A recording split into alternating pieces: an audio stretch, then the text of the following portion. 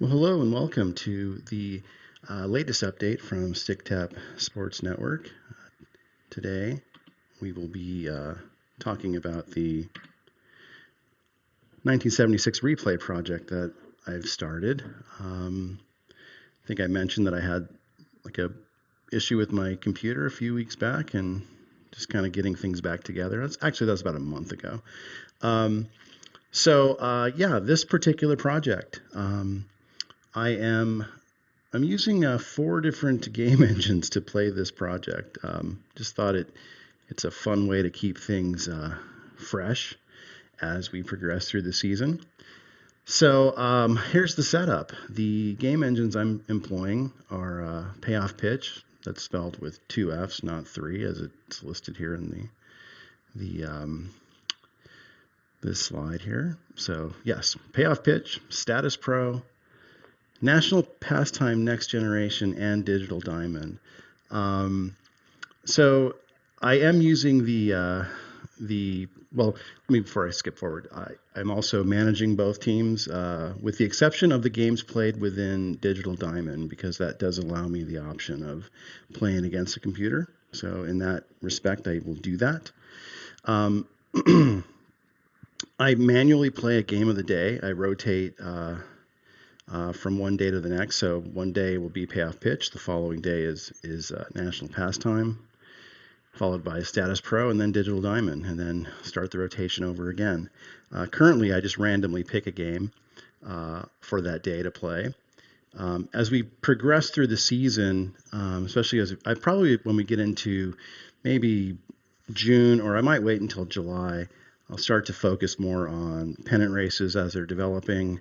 Also, start cherry picking games based upon interesting pitching matchups, etc. So right now though I'm just kind of getting a feel, trying to, and it's actually working out pretty good to where I'm getting to play most of the teams. There are some that I haven't played yet, but that will, as I said, change as we move through the season. Um, so version 11 of Digital Diamond is the board game companion that I'm using. Um, I am looking forward to that upgrade coming in the latter part of March, I think right before opening day, or maybe on opening day for the 2025 MLB season. So yeah, looking forward to that. But currently using version 11, the board game companion with for Payoff Pitch, Status Pro, and National Pastime. So just an outline of what the project is. It's a 76. I put in quotes as played replay because I am using the game day lineups generated by Digital Diamond. I think they're taken from Baseball Reference or one of those sources. So the starting lineups are what were the lineups from that day, chosen by the respective managers of all the clubs that year. I do allow all the players who are dressed to be eligible to play. So I'm not adhering to, well, these were the only pitchers that came in. I'm utilizing whoever's available, and whoever dressed for that day is available to play. And all the transactions are handled by Digital Diamond. So let's go to the next, let's see here. Take a look at the next slide, which I think is going to be jumping into the current standings. And yes, that is correct. So the current standings on the season, and I wanted to list so far the teams that are overachieving and the teams that are underachieving. There's three teams that are ahead of their pace, their IRL pace for 1976. And that is the Dodgers they're 5 games ahead of their pace, as well as the Red Sox and the Athletics being 3 games ahead of their pace. Let's see here. The Dodgers. It's not surprising that the 3 teams that are overachieving would be also leading their division, and you can see with the Dodgers, they are at 17-4. 5 games ahead of the Reds at the moment. The Reds are spot on. They were 11-8 through 19 games in 1976. So the Dodgers are playing above, kind of above their heads at the moment. The Red Sox lead their division by a half game over the Tigers and a full game over the Yankees. And the Athletics are leading the West, the American League West, that is, by a full game over the Kansas City Royals. And let's see here, the teams that are underachieving. Well, before we move on to that, let's take a look at the NL East, where the Mets have a half game lead over the Phillies. By Mets are at 13-9, and they're actually a game behind their pace. So 1976 for me was kind of the first year that I remember, regular season MLB. Prior to that, I remember and recall World Series, going back to the '73 series with the Mets and the A's. I remember the Dodgers A's in '74, and obviously the Red Sox and Reds in '75. But it was '76 that I do recall actually following along the MLB season. I was local to Southern California. I was living in Los Angeles County, so I was following the Dodgers. Was aware of what was going on with the Angels. One of my favorite teams at that time, along with the Dodgers, was the Oakland A's. So yeah, I should say that I now live in Chicago, not far from Wrigley Field. Actually, I am in Wrigleyville, to be exact, and probably about 5-minute walk to Wrigley Field. So I will say that living so close to a historic ballpark like that has really reignited my love of baseball, especially baseball of yore. Especially when you walk around that stadium, you see all those names from the great Cubs players of the past. It really got me back into wanting to pick up a replay sim to do, and so here I am.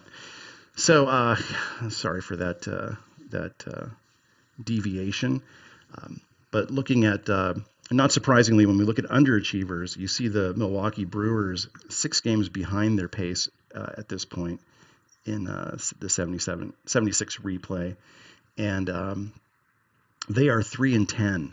They are by far the worst record in all of baseball, at a .231 win percentage. The Cubs in the National League are the other team that's underachieving at this point. They're 8-14. At this point in '76, they were 11-11. They are in last place as well in the East, 5 games out of first, behind the first place Mets. So next up, we can take a look at leaders, and let's see here what we've got. Or actually, let's look at highlights first. Through May 3rd, this is where we stand at the moment. Just some of the interesting things that have occurred so far. The Cubs turn a triple play in a 10-1 loss to the Padres. So that must have been the obvious lone highlight of that day, aside from that other single run scored. The New York Yankees' Willie Randolph steals 3 bases against the Minnesota Twins. Philadelphia Philly pitcher Steve Carlton, ace of that staff, strikes out 14 Braves in 8 1/3 innings. Also, Cardinal hurler John Denny throws a no-hitter against the Giants on April 28th. Currently, the Dodgers are on an 8-game win streak, and Pete Rose has an 18-game hit streak at the moment. And I thought it'd be kind of fun to take a look at the pitching line for that game that John Denny threw his no-hitter. As you can see, he goes the full 9, throws 92 pitches, strikes out 4, walks 4 in that game. But I thought it was interesting to look at, he was up against John Montefiusco. This was a 1-0 game, a true pitcher's duel. Montefiusco went 8, giving up 4 hits, or giving up 1 run on 4 hits, walking 3, striking out 8. So pretty tightly contested ball game there, and John Denny gets a no-hitter. So take a look at the league leaders from the American League. You got Yaz leading the league with a 4.11 batting average at this point. Sal Bando with 5 home runs. He's tied with Willie Horton of the Detroit Tigers with 5 home runs as well. We have 2 batters right now that are at that 400 mark at or above, and that's Rusty Staub at 400 and Yastrzemski at 411. Brett, Carew, and Benitez are the 3, 4, and 5 hitters in the American League. As far as pitching is concerned, you've got 4 pitchers who have won 4 games. 3 of them are pitchers on the Athletics, Vida Blue, Jim Palmer, and Mike Torres. Catfish Hunter, a former Athletic, is got 4 wins for the New York Yankees. And I'm sorry, I said Palmer is an Athletic. No, sorry. This isn't any type of well, it is an as played, and Jim Palmer was an Oriole, is an Oriole, and he has 4 wins as well. So my mistake there. As far as strikeouts are concerned in the American League, you got Nolan Ryan leading the way with 38, followed by Palmer with 34, and Tanana with 33. I just played the game prior was Eckersley. It was the Indians and the A's. Played it on National Pastime, Next Generation, and Eckersley went 8 innings in that game, giving up just 1 run. And the Indians pounded the A's 10-2. Dick Bosman was pitching for the A's, and he was clearly not effective at all. Eckersley struck out 8 in that game. And you have Gaylord Perry of the Texas Rangers with 30 strikeouts. And that's a look at the American League leaders. And when we look at the National League, you got Steve Garvey batting 405. He just had a 15-game hit streak snapped. So, but he's batting 405 for the Dodgers, followed by Bake McBride of the Cardinals at 389. You got Gary Maddox of the Phillies at 380, Ken Griffey of the Cincinnati Reds at 375, and Greg Luzinski at 370 of the Phillies, batting 373. Home run leader is Dave Kingman with 10, and then you have four players tied at 5. You got Cesar Cedeno of the Astros, Rick Monday of the Cubs, Roland Office of the Braves, and Hector Torres of the San Diego Padres with 5 home runs each. And Hector Torres, that's a kind of a surprise, I believe. Wins, J.R. Richard with 5. Tommy John, John Matlack, and Tom Seaver with 4. Pat Darcy of the Reds with 3. And in strikeouts, you got J.R. Richard with 42, and Steve Carlton and Don Sutton tied for second with 34 each. As we move further into the season, I'll expand some of these looks at the statistical leaders on the season. But for the first month, let's say, this is a good snapshot of where things stand.